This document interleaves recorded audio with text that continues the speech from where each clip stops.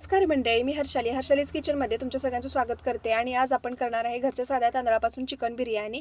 तर चला आपण रेसिपीला सुरुवात करूया. एका बाउलमध्ये मी चिकन स्वच्छ धुवून घेतलं. मी त्यात दही, लाल पावडर, हळद, मीठ, गरम मसाला, बिर्याणी मसाला, कोथिंबीर हे सर्व जिन्नस टाकून मी मिक्स करून घेतलं. त्याच्यानंतर मला त्याला स्मोकी फ्लेवर द्यायचा होता, म्हणून मी त्यात एक वाटी ठेवून 2 इस्तव ठेवले आणि त्याला मी तूप टाकून मस्तपैकी धुरी देऊन घेतली. नंतर आपल्याला एक चुलीवर पातेलं ठेवायचं आहे.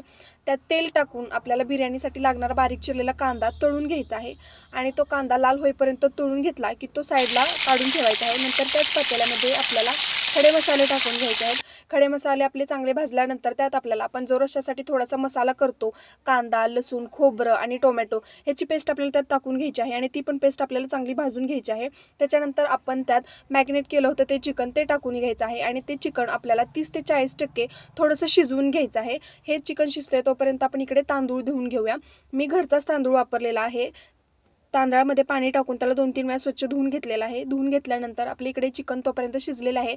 त्यात आपल्याला तो तांदूळ टाकून घ्यायचा आहे आणि 2-3 मिनिटं आपल्याला ते तांदूळसुद्धा परतायचं आहे. परतल्यानंतर तुमच्या तांदळाच्या प्रमाणानुसार तुम्ही त्यात पाणी ओतायचं आहे आणि ओतल्यानंतर आपल्याला त्याच्यावर थोडीशी कोथिंबीर टाकून भात उकळायसाठी झाकण लावून ठेवून द्यायचं आहे.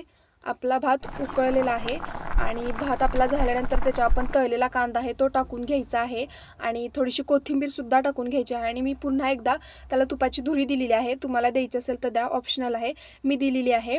तर आपली बिर्याणी तयार झालेली आहे. घरच्या तांदळापासून थोडीशी गिजगी होते पण खायला खूप छान लागते. तर तुम्ही ही रेसिपी नक्की ट्राय करा आणि चॅनलवर नवीन असाल तर चॅनलला सबस्क्राईब करा. थँक्यू.